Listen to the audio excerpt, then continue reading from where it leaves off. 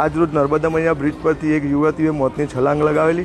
રાહદારીઓ દ્વારા મને જાણ કરવામાં આવતા મેં સ્થાનિક નાવિકોને તાત્કાલિક ફોન કરેલ। સ્થાનિક નાવિકોએ તાત્કાલિક આ બેનને પડતી જોઈ અને એને નદીમાં તરતી જોઈ એને પાણીમાંથી બહાર કાઢી લાવેલ, નાવડામાં બેસાડેલ। નાવડામાંથી ફરીથી બેન મૂઠમાં ભૂચકો લગાવી દીધેલો અને ડૂબવાનો પ્રયત્ન કરતી હતી। ત્યારબાદ નાવિકો દ્વારા ફરીથી એને બહાર કાઢી લાવી અને કિનારા પર લાવેલ। હું અને મારી ટીમ ત્યાં સ્થળ પર પહોંચી ગયેલ હતી।